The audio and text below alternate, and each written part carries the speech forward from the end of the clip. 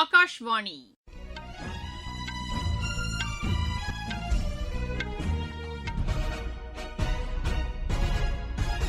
செய்திகள் வாசிப்பவர் சுமித்ரா ரத்னம். தலைப்புச் செய்திகள்: மேற்குவங்க சட்டப்பேரவைக்கு இரண்டாவது கட்டமாக வரும் 29ஆம் தேதி தேர்தல் நடைபெறவுள்ள 142 தொகுதிகளில் இறுதி வேட்பாளர் பட்டியல் இன்று வெளியிடப்பட்டது. மருந்து உற்பத்தியில் இந்தியா முன்னணியில் உள்ளதாக மத்திய அரசு தெரிவித்துள்ளது. மகாராஷ்டிராவில் நேரிட்ட சாலை விபத்தில் 11 பேர் உயிரிழந்தனர்.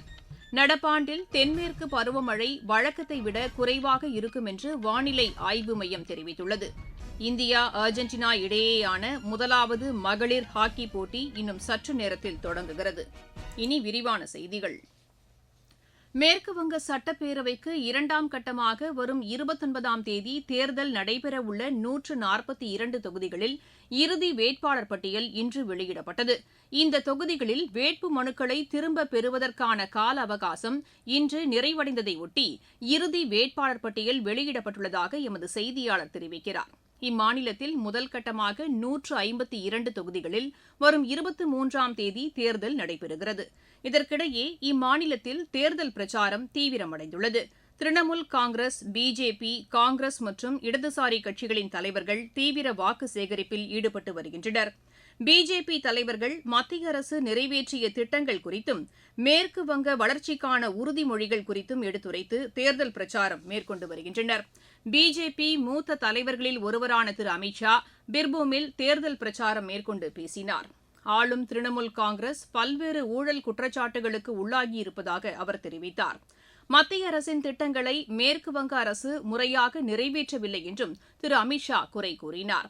திரிணாமுல் காங்கிரஸ் தலைவர் செல்வி மம்தா பானர்ஜி அரசின் சாதனைகளை எடுத்துரைத்து வாக்கு சேகரித்து வருகிறார். பொது சிவில் சட்டத்தை மேற்குவங்கத்தில் செயல்படுத்த பிஜேபி முயற்சிப்பதாகவும் அவர் குறை கூறினார்.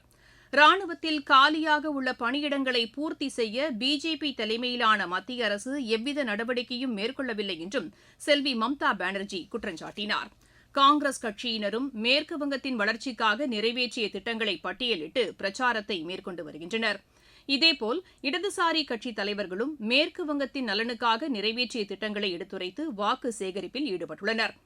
இந்நிலையில் தமிழக சட்டப்பேரவைக்கு ஒரே கட்டமாக வரும் 23ஆம் தேதி நடைபெறவுள்ள தேர்தலுக்கான பிரச்சாரமும் விறுவிறுப்படைந்துள்ளது.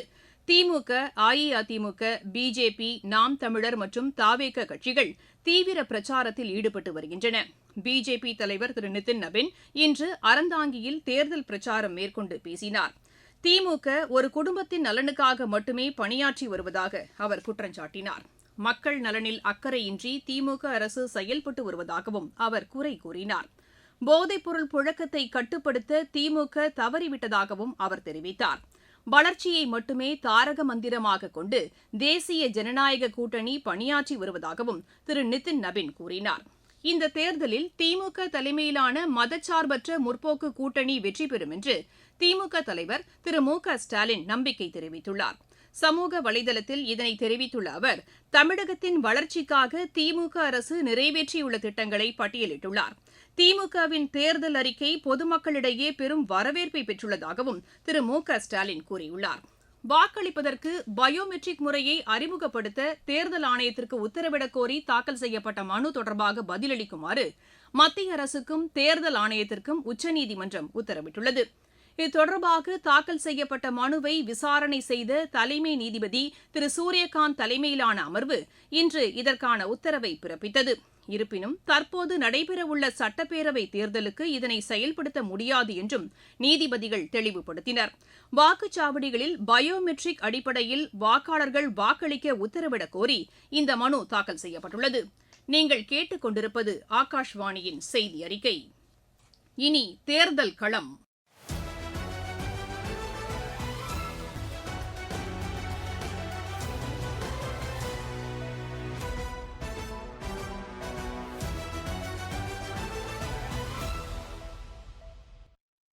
தமிழக சட்டப்பேரவை தேர்தலையொட்டி தொகுதி வாரியாக எமது செய்தியாளர் வழங்கும் இந்த தொகுப்பில் இன்று இடம்பெறுகிறது கோயம்புத்தூர் மாவட்டத்திற்குட்பட்ட 5 தொகுதிகள். தென்னிந்தியாவின் மான்செஸ்டர் என அழைக்கப்படும் கோயம்புத்தூர் மாவட்டத்தில் 10 சட்டமன்ற தொகுதிகள் உள்ளன. இங்கு சுமார் 27 லட்சம் வாக்காளர்கள் உள்ளனர். தொழில்துறை மட்டுமின்றி விவசாயத்தில் வாழை, தென்னை, சின்ன வெங்காயம், கருவேப்பிலை சாகுபடியிலும் சிறந்த மருத்துவ சேவை மற்றும் அதிக எண்ணிக்கையிலான உயர்கல்வி நிலையங்களையும் கொண்ட மாவட்டமாக கோயம்புத்தூர் மாவட்டம் திகழ்கிறது. கோயம்புத்தூர் மாவட்டத்தில் மேட்டுப்பாளையம், கவுண்டம்பாளையம், கோவை வடக்கு, கோவை தெற்கு, சிங்காநல்லூர், சூலூர், தொண்டாமுத்தூர், கிணத்துக்கடவு, பொள்ளாச்சி, வால்பாறை என 10 சட்டமன்ற தொகுதிகள் உள்ளன. 2021ஆம் ஆண்டு நடைபெற்ற சட்டப்பேரவை தேர்தலில் 10 தொகுதிகளையும் தேசிய ஜனநாயக கூட்டணி கட்சிகளான அதிமுக மற்றும் பாஜக கைப்பற்றின. இந்த முறையும் அதே முனைப்பில் தேசிய ஜனநாயக கூட்டணி கட்சிகள் தேர்தல் பிரச்சாரத்தில் ஈடுபட்டு வருகின்றனர். திமுக சார்பில் 8 வேட்பாளர்களும், காங்கிரஸ் சார்பில் 2 வேட்பாளர்களும் களத்தில் உள்ளனர். இவர்களோடு நாம் தமிழர் கட்சி மற்றும் தமிழக வெற்றிக் கழகத்தின் வேட்பாளர்கள் போட்டியிடுகின்றனர். கோயம்புத்தூர் நகர பகுதியை உள்ளடக்கியுள்ள கோவை வடக்கு சட்டமன்ற தொகுதியில் பாரதிய ஜனதா கட்சியின் தேசிய மகளிரணி தலைவர் வானதி சீனிவாசன் போட்டியிடுகிறார். அவரை எதிர்த்து திமுகவின் துரை செந்தமிழ் செல்வன், நாம் தமிழர் கட்சி சார்பில் நர்மதா, தமிழக வெற்றிக் கழகத்தின் சார்பில் சம்பத்குமார் ஆகியோர் முக்கிய வேட்பாளர்களாக களத்தில் உள்ளனர். கோவை வடக்கு தொகுதிக்குட்பட்ட பகுதிகளில் சாலைகளை மேம்படுத்துதல், போக்குவரத்து நெரிசலை கட்டுப்படுத்துவது, முறையான வடிகால் வசதி மற்றும் 24 மணி நேர குடிநீர் சேவையை வழங்க வேண்டும் உள்ளிட்ட பல்வேறு கோரிக்கைகளை மக்கள் முன்வைக்கின்றனர். மேட்டுப்பாளையம் சட்டமன்ற தொகுதியில் மேட்டுப்பாளையம் நகர பகுதி, காரமடை, சிறுமுகை ஆகிய பகுதிகள் உள்ளன. இங்கு அதிக அளவில் வாழை மற்றும் கருவேப்பிலை சாகுபடி செய்யப்படுகிறது. மழைக்காலங்களில் பாதிக்கப்படும் விவசாயிகளுக்கு உரிய இழப்பீடு மற்றும் மானியம் வழங்க வேண்டும் என்பது இப்பகுதி விவசாயிகளின் நீண்டகால கோரிக்கையாக உள்ளது.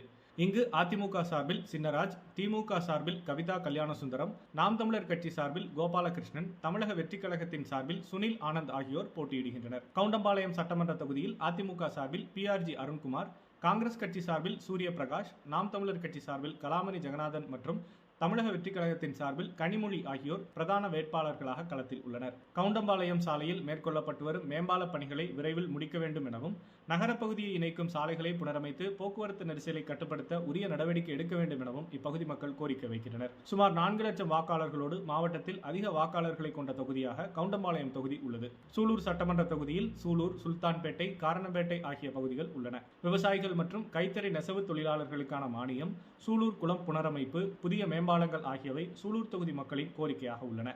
தொண்டாமுத்தூர் தொகுதியில் விவசாயம் பிரதான தொழிலாக உள்ளது. மேற்கு தொடர்ச்சி மலையில் இருந்து உருவாகும் நொய்யல் நதி இந்த பகுதியின் வழியே கோவை மாநகருக்குள் வருகிறது. எனவே நொய்யல் ஆற்றுப்பாதையில் உள்ள ஆக்கிரமிப்புகளை அகற்ற வேண்டும், குப்பைகளை அகற்றி புனரமைக்க வேண்டும் என சுற்றுச்சூழல் ஆர்வலர்கள் கோரிக்கை வைத்துள்ளனர்.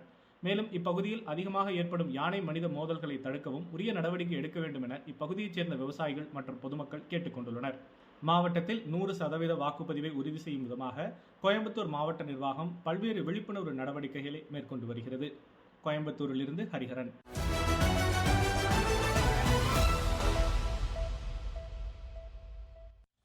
மருந்து உற்பத்தியில் இந்தியா முன்னணியில் உள்ளதாக மத்திய சுகாதாரத்துறை அமைச்சர் திரு JP நட்டா கூறியுள்ளார்.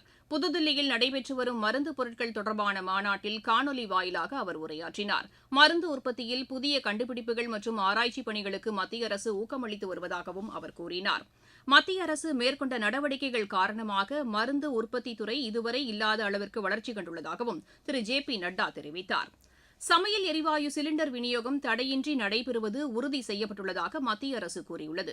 இன்று புதுதில்லியில் செய்தியாளர்களிடம் பேசிய பெட்ரோலியத்துறை இணைச் செயலர் திருமதி சுஜாதா சர்மா, OTP அடிப்படையிலான சமையல் எரிவாயு விநியோகம் முறைகேடுகளை தடுக்க உதவியதாக கூறினார். வணிக பயன்பாட்டிற்கான சமையல் எரிவாயு விநியோகமும் அதிகரிக்கப்பட்டுள்ளதாகவும் திருமதி சுஜாதா சர்மா தெரிவித்தார்.